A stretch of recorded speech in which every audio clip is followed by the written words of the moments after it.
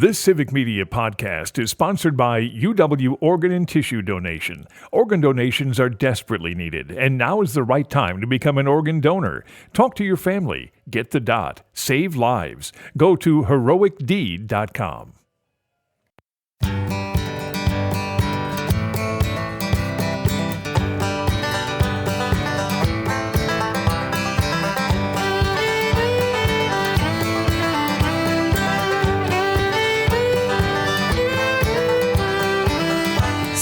Buenas noches y bienvenidos a Raised in Wisco. I'm your host, Joel Clayfish, live from Venaros, España. That's Spain, for everyone else who doesn't know what España is.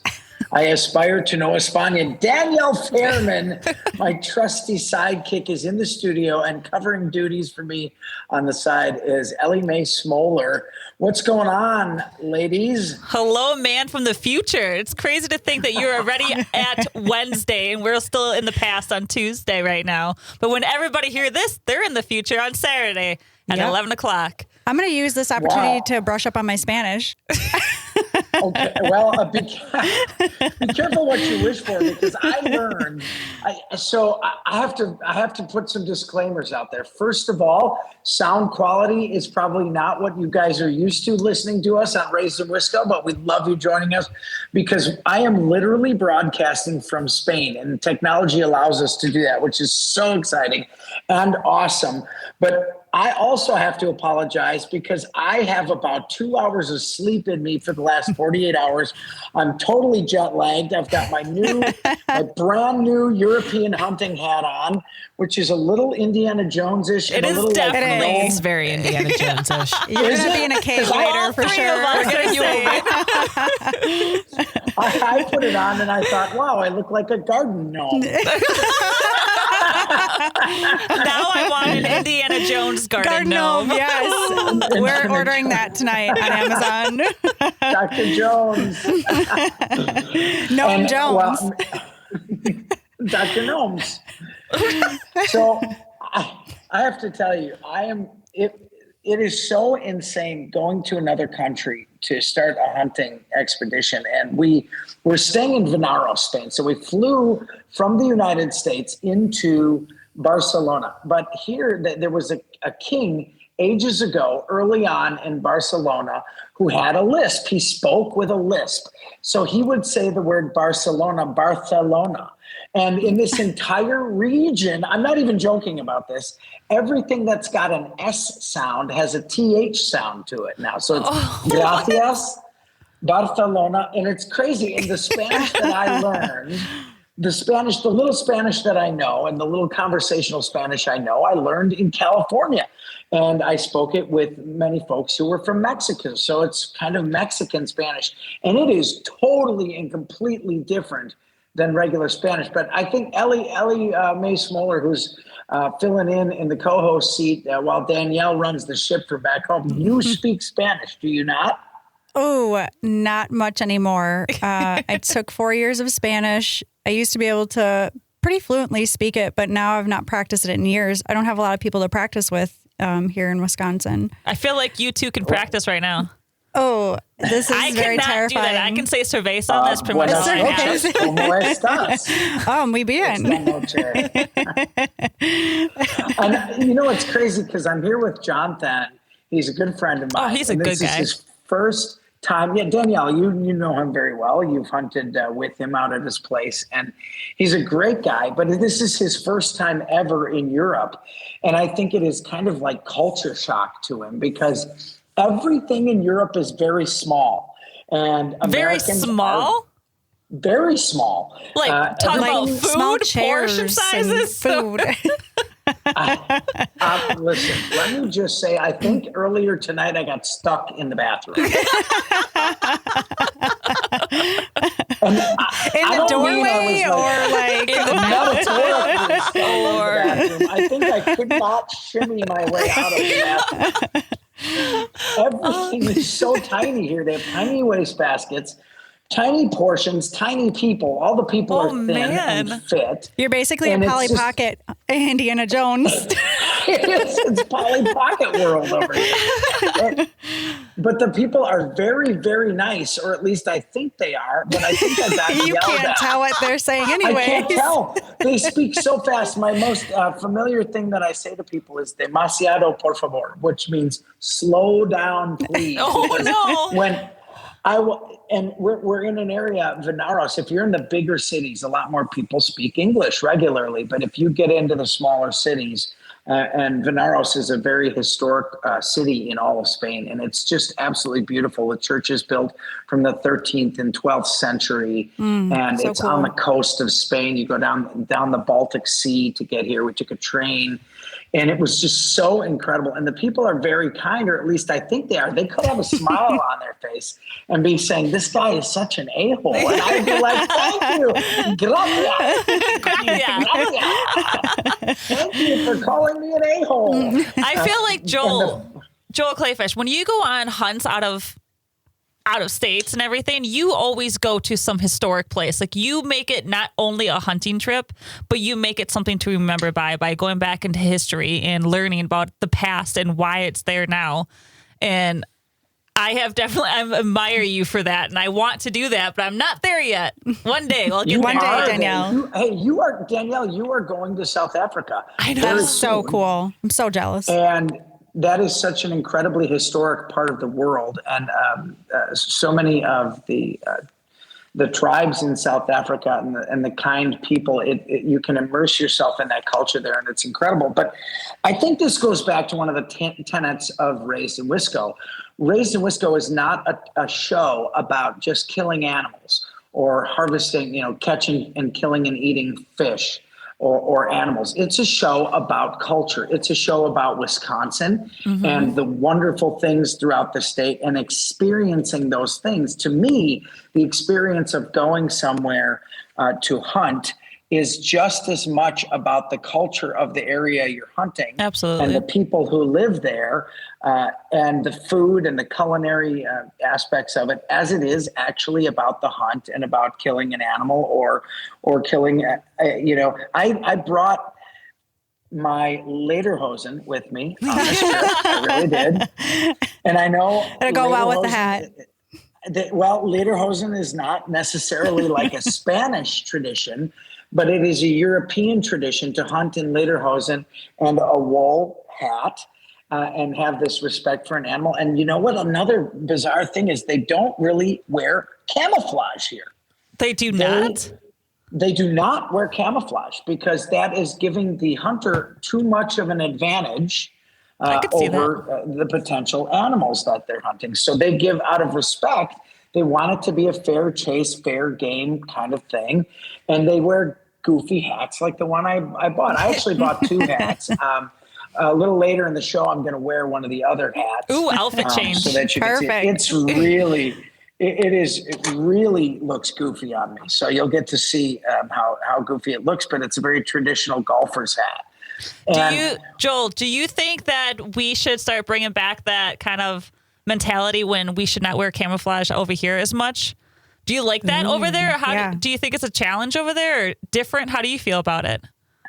I think that it's just there are different ways to look at hunting, no matter where you're hunting. There are even different ways that people look at hunting throughout the United States. There are areas that it is against the law to bait, for example. There are, throughout the states, there are some areas that say you can't, shoot a duck before 9 a.m. Because it's too advantageous at that point because the ducks, don't have any chance to see you when they're flying in that early. So I think this is something that in my personal belief, and this is the beauty of being a hunter and being a gatherer, you can fashion your beliefs around what you feel is right. And for me, in this area, I feel that yielding to what the culture of the place you're hunting is kind of the best way to do it. Absolutely. But I will say, in Europe and throughout many parts in Europe, they do the last meal for the animal, where they put they put some of what the animal forages in its mouth for photographs of that. of that animal to pay respect to it. And then you put a sprig of it in your hat, in a hat just like the one I'm wearing, which looks a little Indiana Jones-ish. And you do that to honor the animal that you have harvested. And you also do that, I found out, because they don't brag about the hunt when you come back. You don't tell people what you killed. They see that sprig in your hat and know that you had a successful harvest, which I think is pretty cool. Yeah, that is. When you go overseas to some place like that has that kind of tradition, do you think that those people look at you differently, the outfitters, like saying, oh, well, this is someone from America, so they're going to be hunting differently or have a different respect for the animal? Do you ever feel that? Because not going to lie, I kind of worried about going over to South Africa because I don't know how they view us Americans back here. Like, do they think that we brag, I guess you could say? Or disrespectful? Is it disrespectful posting pictures all over social media saying we harvested a awesome goose or specklebelly or anything like that? Wow, that is a really awesome question, Danielle. I hadn't thought about it. And, one of the cool things about Raised in Wisco, which, by the way, we love you having you along, and we love talking about these issues with you. Sometimes we get a little serious on the show, and a lot of times it's very light and very fun. But I think contemplating these kind of ethical and moral issues that affect hunters is really important. And I think you bring something up, Danielle, that's really important. And that is that people everywhere have preconceived notions, but then there are those who don't allow their preconceived notions to prejudge people. Yep. I will say that what we can do is have the most respect for the culture we're invading. And I don't mean invading literally. I mean the culture we're going to be a part of to hunt something. And it has been very different for me. It was different in Austria than it was in France, than it was in South Africa. And all we can do, the best way we can represent the United States and represent, harvesting is, number one, as I believe, utilize the animal you kill. Absolutely. Eat it. Make food from it. And you know that there's nothing that I kill, even in foreign countries, that I am not eating. Food is your favorite dish. Food's my favorite dish. Mine And when you're well, I think it is. Although I both of you end up a lot more fit after you eat as much food as I do. But I don't know. I think maybe my age is just showing. It just seems to find my waistline a lot easier. I honestly think that it's up to us as Americans who travel other places to make sure we are respectful of the culture we're participating in. And I think it comes back to us, and we have this chance for other cultures to say these Americans coming here hunting and participating with us is a really good thing. I can't wait to tell you about tonight's recipe. It's unbelievable. It has to do with Sika deer.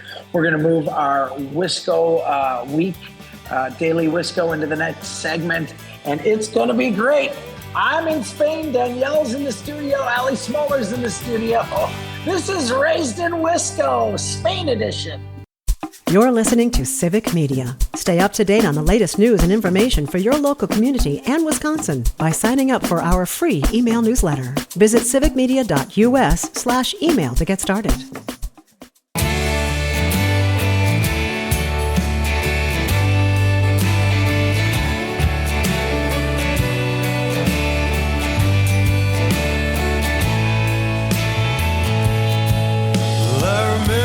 Summer the green van died.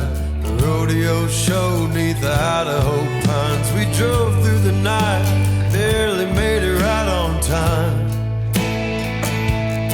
Welcome back to Raised in Wisco, Spain edition. Spain edition meaning Joel Clayfish is in the future. He is the future man right now. He is at 2:00 in the morning in Spain with us on Raised in Wisco. Thank you everyone for joining. So we ended the conversation talking about the ethics of hunters, especially overseas. And as Joel was saying, that it's pretty great to represent yourself not only in the States, but out of States too. But not that I'm aware, because I don't hunt overseas, but I don't think anybody has a bad conception of us Americans, because we do respect our animals. We just respect them by not putting a sprig of what their last meal was. But I actually kind of like that tradition. Do you think you would bring that back here on your next hunt, Joel? I have to tell you what's absolutely crazy is I had a hunt in Texas last week, and we'll get to that too, because I took my son-in-law, Gabe, my brand new son-in-law, hunting his first big game animal of his life last week in Texas. And actually my wife said, you should put, the last bite in the mouth of the animals that you harvest and start, doing that in the United States. Because when people ask you why you do that, it's a really cool thing. We were talking about in Europe, in many countries in Europe, when you harvest an animal, you put a sprig of what they eat in their mouth as an homage to them, their last bite, their last meal. And then you put a sprig of it in your hat. And that brings me to the fact that I'm wearing what I consider kind of a goofy hat right now. It's a European hunting hat. We consider it's like it goofy too. School. Thank you, Ellie. I appreciate that. It's a European hunting hat. I went to a European hunting store today, and I'm just so happy that I can do these experiences and share them on Raised in Wisco with all the folks who come up to me. And I want to say thank you to everybody who listens to Raised in Wisco every Saturday at 11 o'clock on all your civic media stations throughout Wisconsin. I am starting to have people come up to me in the public and say, I listened to Raised in Wisco. It was so funny. I have to be honest, and Danielle, 90% of the time it's, oh my gosh, Danielle is so funny. And I don't know. I know. She get it from her mama. I agree. She is funny. She's fun to listen to. She's funny. And I hope you take the same attitude I do, Danielle. I don't care if someone's laughing with me or at me, as long as they're laughing, because I can make fun of myself. Yep. I'm put on this earth to make people smile. Like you said, either at me or with me. And that is certainly something, that is a credo that I have in life, which is if you have the opportunity to make anybody's life even slightly better, you have an obligation to do so. And that is kind of what Raised in Wisco is about. We talk to you about the opportunities in Wisconsin to get outdoors, to harvest your own food, to bring it to the table. Every week we've got a fantastic recipe, and I can't wait to share the recipe with the folks this week. It's fantastic. Ellie Mae Smoller, who is sitting in the guest host co-host spot today, we have really started to talk together about food. You are, I feel like, almost as much of a foodie as me. I know Danielle loves food. She cooks I'm pretty obsessed with food. Like, I don't know how else to say it. I'm obsessed with food too, but you've started to get creative with wild game as well. And you come up with some crazy stuff that I'd never even think of. Well, yeah. I mean, that's the whole fun of it. I look at recipe books all the time, look online for recipe inspiration, and I'm all about jamming a whole bunch of recipes together. I measure with my heart. I swap out proteins. I think it's the fun part of cooking, just experimenting, kind of like a scientist in a kitchen. See, when you talk like that stresses me out so bad. If I do not have the ingredients in my cabinet or my fridge, I'm texting my neighbors, I'm texting somebody, I'm going to the store. I'm like, I need heavy cream. I don't know what to do. What do I do if I don't have heavy cream? Improvise. I have to make a whole new recipe now. Cooking stresses me out, so I have to say thank you to you, Ellie, and to you, Joel, for both feeding me really good food. I'm definitely getting the benefits of this. Well, let me tell you something, Danielle. Cooking stresses everybody out to a certain degree, and that is part of kind of what the joy of overcoming it is. Anything good in life is not gained without a little bit of stress, right? That's a fact. And uncomfortability. You are going to South Africa for the first time in your life. You're going out of the country to go on a hunting trip. You're going to be nervous. You're not going to know the culture. You're going to worry about the things you say and the things you do and how you act and how what you you're going to eat. No, I'm not worried about that. No, don't worry about that. The food's amazing. Johnny Fetting Safaris is unbelievable. You're gonna worry about how you represent yourself, how you represent Raised in Wisco, how you represent the United States of America, and part of cooking. And I don't want to over exaggerate this, but cooking is very similar to accomplishing just about anything in life. So I want to challenge you, because I will do this. I will get the protein out first. I will thaw the goose breast, the duck breast, the venison, the sika deer, the alligator. And then I will try to make something with what I have in the house. So don't pull the recipe up first.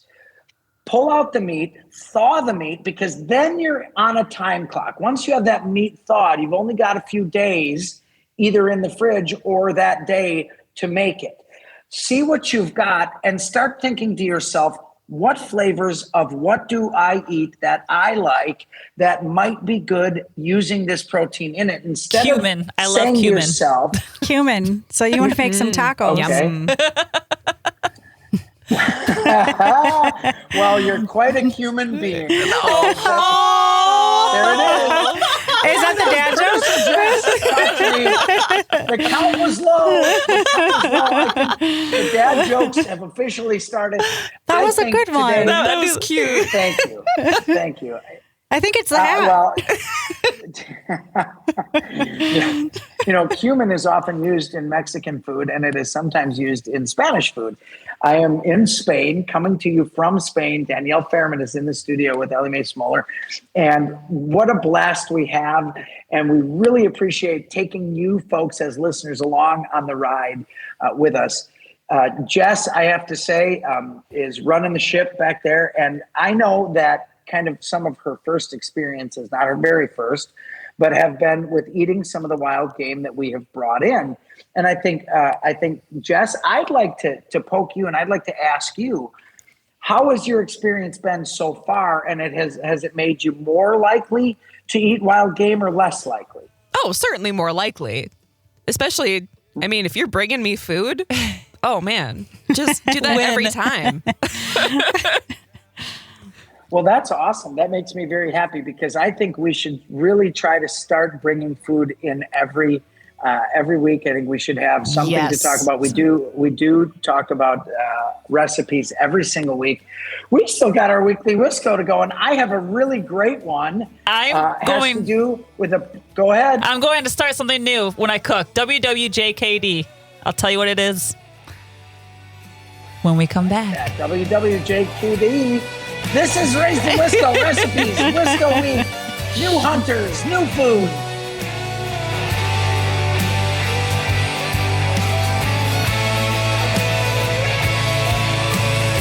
Did you go mountain, girl? Did you roll off to the Caprock City? If Idaho Falls can't hold you, I don't know what would. But we'll see it now. You're an organ donor, right? Well, here's a tragic fact. Approximately 20 people die each day waiting for precious donated organs. You could make a life-saving decision simply by getting that important dot on your driver's license. That little dot shows those who need to know that you've made a decision to donate organs at a critical time. Go to heroicdeed.com to learn more about the importance of organ donation and how you can make your wishes known. Talk to your family. Get the dot. Save lives. heroicdeed.com.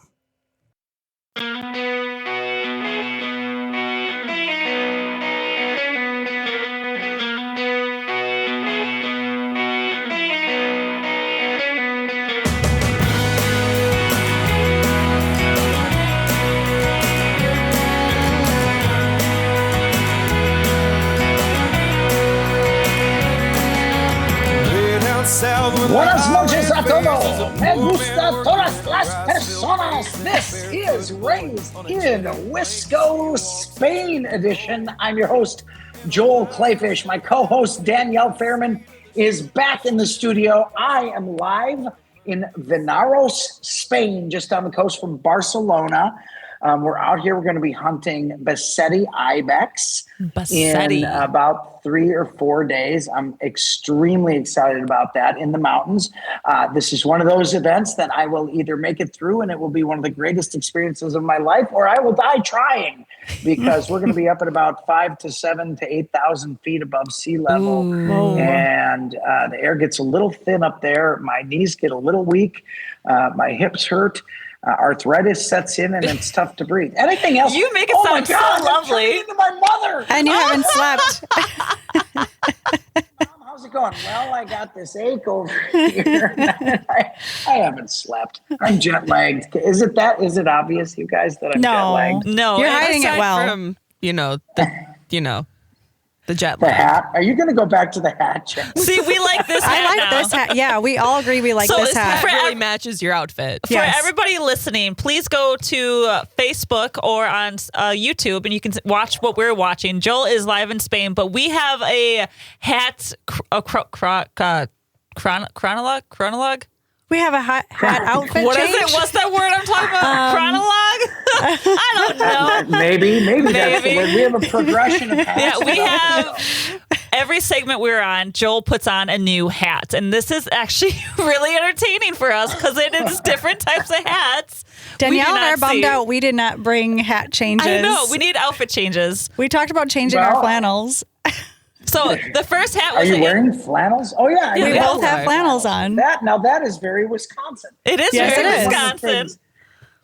I love when we talk about, submersing ourselves in different cultures. And that happens even in Wisconsin as you go from place to place. The south side of Milwaukee is very different than Superior, very different than Minocqua, Door County, Racine area. And betcha. one of the things that's really cool that I love to do when I go to another country is honor their traditions. I like to wear the type of hunting clothing that they're wearing.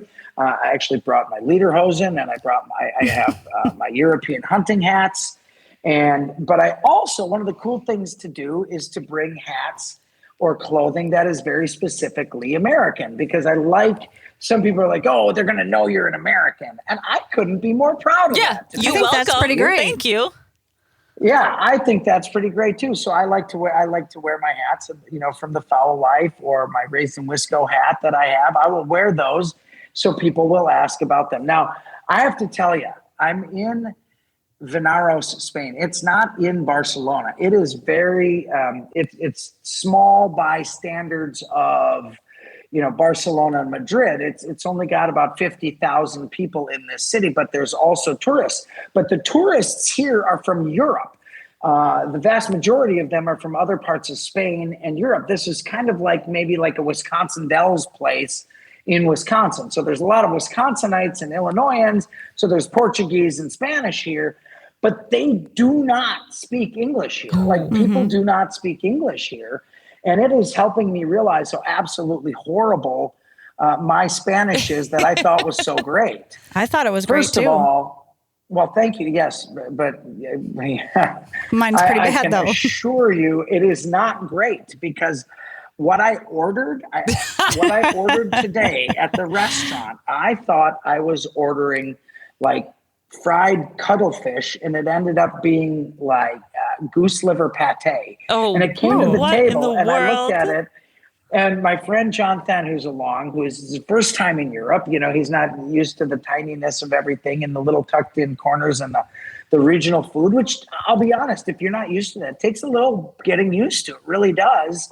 I love all food. Food is my favorite dish, so I did not have a problem with it at all. But, poor John comes along, and then I order something that I think we're both going to like, and it ends up being something that's completely wrong. And I'm thinking my Spanish is horrible. And I can't tell you how many times I've said to people in the last 24 hours, ¿habla inglés? ¿Usted habla inglés usted? And then they shake their head, no, they don't. And I think, oh no, here we go. The guessing game starts.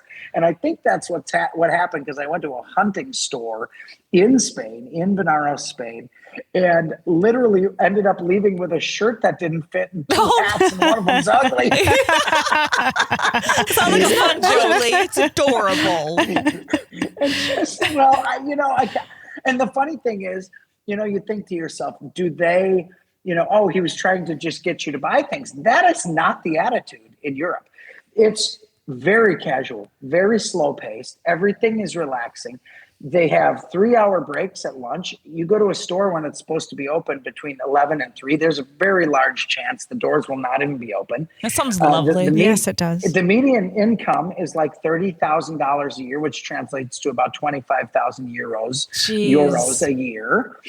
And they enjoy life.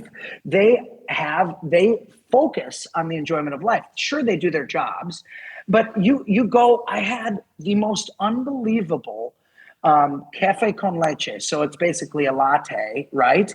It was the most delicious, unbelievable latte I think I've ever had. And it was €1.50. And that would have been a $10, $7, $8 drink at Starbucks. Absolutely. Yeah, easily.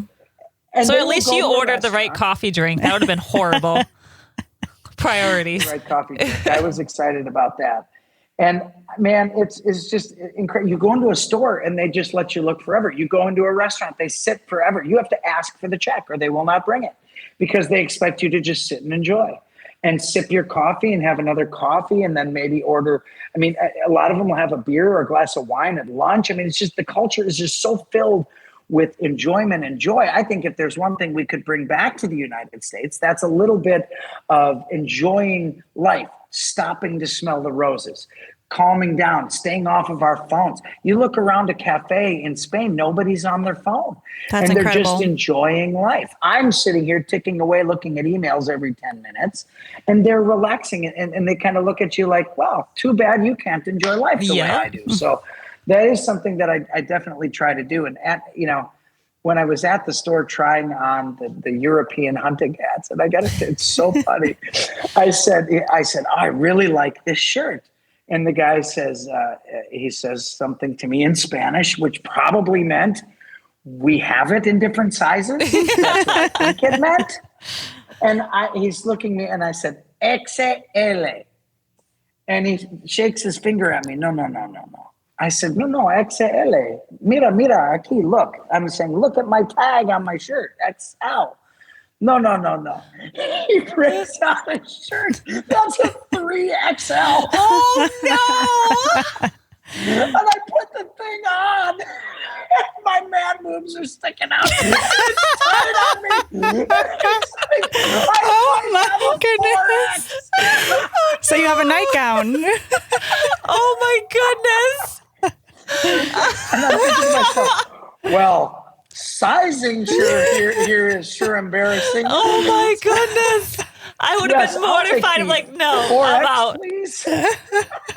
Oh, no. Oh, wow. But that's even true here. Everywhere you go is completely different sizes. I'm a size 4 in some pants and size 12 in others. I'm like, well, this is fun. I like this. This is a fun guessing game. I So, think when Joel- they're assigning sizes, they just pull numbers out of a hat. Yep, I think so too. Yeah. There's nothing true to size. Nope, no thank you. Joel, at Well, that point, I is can that tell when you you- panic bought the ugly hat? Well, that's when I was like, I'll take the hat and the shirt that doesn't fit. I'll take them all.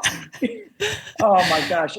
But I left and I thought, well, I can put the shirt on under a vest. I love wearing vests, right? Vests are trimming. I love they keep you warm, but you can still flex your arms. They're But great for hunting and doing T-shirts stuff. do not go underneath vests. Do you think they No, do? well, No. Okay. long Certainly sleeve not. shirts do. A long hunting- sleeve, Long yes, sleeves, certainly. absolutely. Yeah. Yes. Yeah, that is a pet peeve of mine. Wearing a short sleeve shirt with a vest, I just Yep. think it looks goofy. Yeah. Same. Don't This do is your that. fashion notice from Raisin Wisco. Please do not do that. I won't do that. In fact, we got to get to our weekly Wisco. I'll go off the top of the bat here and say my weekly Wisco actually was the one day that I was back between Texas and Wisconsin. I took Jessica Thielen turkey hunting. We were turkey hunting together, and out from behind us came this one turkey, poked his head out, and I talked about it this week. But the reason I wanted to bring it back up again is because Jessica had never hunted anything before in her life. And she purchased a shotgun for herself, and Awesome. we breasted out the bird, and she's literally sending me back and forth potential recipes, and she's all excited about cooking this bird. And to have somebody who is so sold on it so quickly, there is really nothing more exciting to me. And that's why on Raised in Wisco, we want to share with you what it's like to get in the outdoors and to experience the outdoors and bringing it to the table. And I had this incredible week of hooking 2 brand new hunters. I took my new son-in-law, Gabe, Hannah, my daughter Ella Rose's husband out in Texas, and he shot his first big game animal of his life. One pop, one flop, perfect shot, beautiful shot, 120 yards. He thread the needle through a bunch of thornbuck, and he was so excited. He was absolutely hooked. He is hooked for life. Yeah. He loves it. He lives in Texas, and that was just incredible. And I cannot wait to tell you guys about what we ended up making with the deer that we harvested in Texas. That was phenomenal too. So that was my Weekly Wisco. It's kind of a combination of Wisconsin, Texas, but getting 2 new hunters hooked, I don't know that it gets better than that. Oh, it definitely does not get it better than that. My Weekly Wisco is not as exciting as that because my Weekly Wisco was a solo Wisco, which is good within itself. That not is going good, to lie. though, Danielle. Yeah, don't undersell it, Danielle, because some of the stuff that you have the guts to go do yourself blows my mind. So this year, as everybody knows, I have a new boyfriend, Josh Belsky. No. We love Josh. No. We love Josh. His name Josh? Oh, God, I can't even. I thought it Really? was Jack. Jack. It was one of the J's. I don't know. No, the you dude. didn't, Jess. The dude with the face. But one thing. Nice guy, by the way. Thank Super you. nice. One great thing about him is that he definitely encourages me to go out there and just to do it because not going to lie, I have hunted for about a dozen years now, but it was always majority of the time with somebody. And I am trying this year a lot of solo things to learning that the things that I have done that I do understand and know what's going on and how to reposition and what to look for. So this year is my first year solo hunting, deer hunting I'm going to say. It's awesome, Danielle. Setting up my own tree stands, Awesome. cameras, food plots, like doing the whole dang thing all by myself. Solo is good And for the YouTube. soul. And YouTube, not Yep. going to lie. And It's a great resource. it's been wonderful. I saw a couple doe. There's a couple bucks on camera, so I'm hoping with the rut coming up that I will be able to harvest my first official buck. And I say official because the buck that I shot last time I made into earrings. That's how big the antlers were. Yeah, that's called utilizing every part of the animal. I definitely utilized every part of It's the still beautiful. Yep. But that is my Weekly Wisco is that it is now pre-rut, so I'm going to be out there deer hunting for the next couple times. So if my Weekly Wisco next week is just as, uneventful but good eventful, I'm not going to be ashamed because maybe next week I'll get that buck. Maybe The you will. red- I think you're gonna actually. You're gonna do it. New moon is starting on Monday, and we have the red moon coming up. So I'm hoping that's going to be good. But when we come back, we'll talk with Ellie about her Weekly Wisco. Oh yeah. And the And recipe. don't forget. It's going to be awesome. This is Raised in Wisco. We love having you along.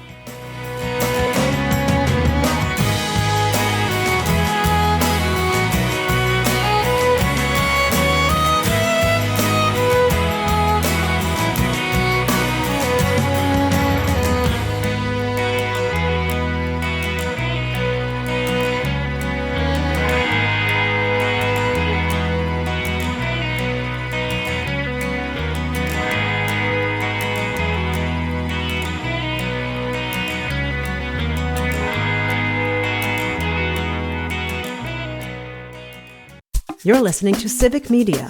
Find the latest news, information, and archives of all your favorite shows on the Civic Media website, civicmedia.us.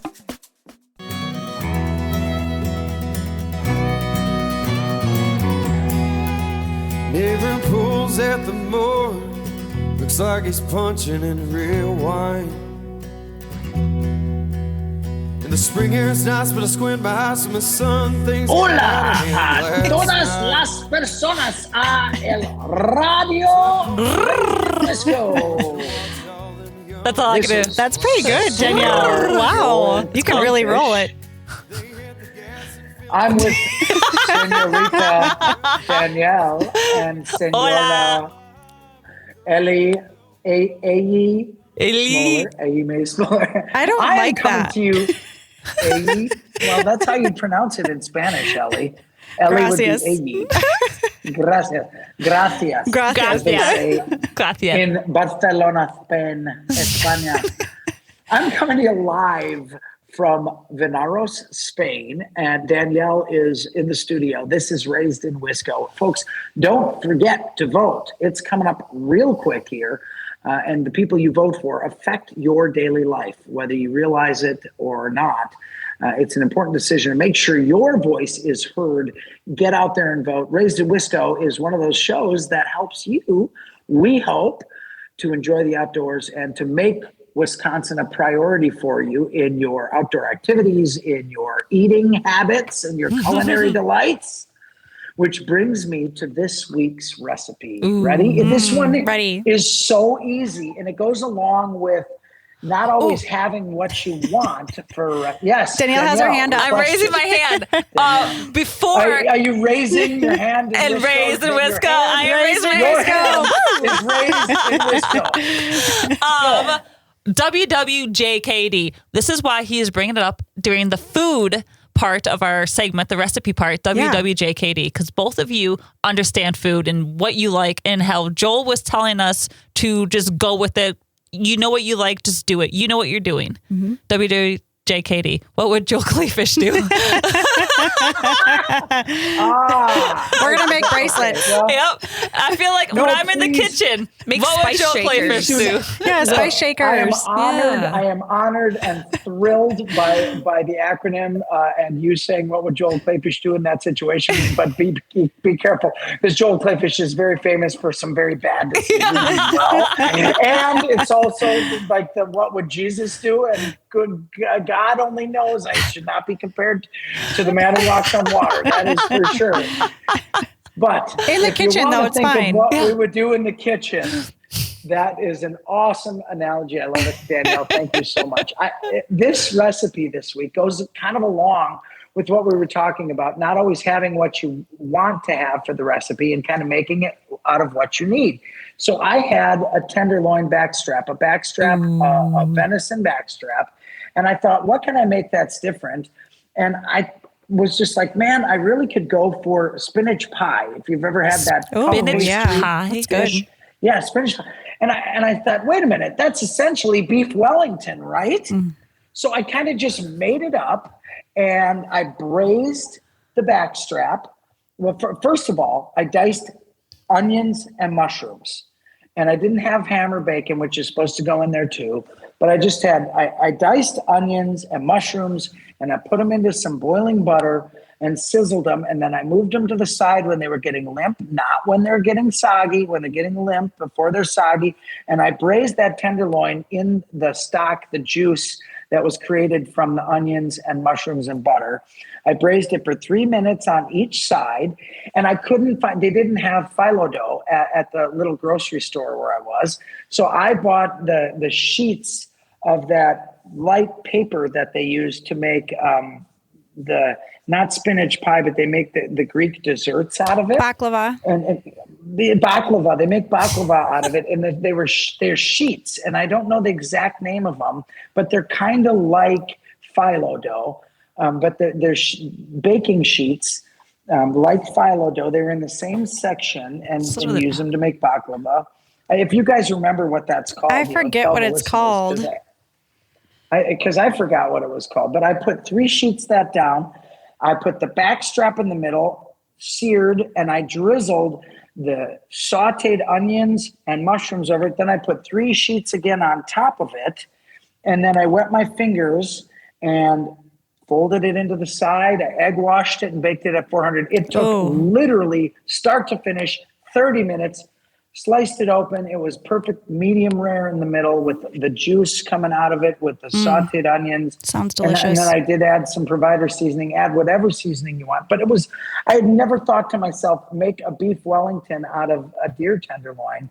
And I didn't have the exact phyllo dough. So I bought those sheets of phyllo dough type dough they sell in the frozen section. And it worked perfectly. It was absolutely to die for. We're going to have the recipe and video on the Provider Instagram. So check out the Provider Instagram. You'll be able to see it. And it turned out just unbelievably amazing. That does sound absolutely delicious. Sounds amazing. That was my recipe for the week. I'm super hungry right now. That does sound very good. I made coffee chocolate cake this weekend. Oh, So, Ooh, that sounds really good too. yeah, it was actually delicious. It sounds delicious. And I will tell you that when you are in Spain, as I am right now, I'm so excited. Technology and producer Jess has been able to figure out how to get us to be able to come to you live from Spain. If you go anywhere in the state of Wisconsin, in another of the United States, in a foreign country, make sure the desserts are part of what you try, because the desserts are so different from area to area. And if you don't know the language, try to order something, because even though I ordered something today and it came back completely different, it was still fantastic. Danielle, what do you got planned for this next week in the outdoors? This next week in the outdoors, I am headed up north over by Kendall to go out deer hunting.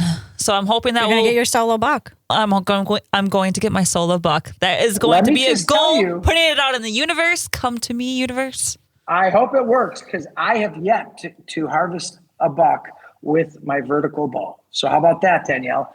Danielle, I have not killed a buck with my vertical bow, and that is something that I would certainly love to do one of these days. I consider myself a diehard hunter, maybe not the best hunter. I love taking new hunters, but I've never killed a buck with my vertical bow. Have you, Ellie? Yes, sir. A small buck. A buck's a buck. I made a promise to myself that I can't buy a new bow until I get a big buck with it. Oh, well, everybody has their personal things, and to me, everything that's harvested is a trophy. And delicious. Remember this. No matter how long you put those horns in the crock pot, they never get tender enough to eat. But you can make earrings with them. You can make earrings with them. But if I can give one last shout out right here at the end, it's that don't shame people for what they're proud of harvesting. Deer hunting season's in full swing. The rut's in full swing. Enjoy yourself in the Wisconsin outdoors or wherever you may be. I'm in Spain. Going to have stories to tell you next week about Bassetti ibex.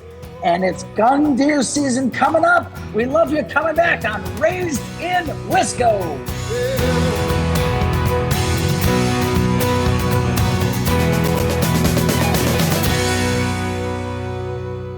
The national news cycle never stops, but it can be hard to find news about your local community. Civic Media is dedicated to providing quality local and state news coverage across Wisconsin. With the Civic Media app, you can get notifications about local stories that matter to you and your community. Find the free Civic Media app in your phone's app store and choose notifications from the menu to tell us what kind of news you want to hear about.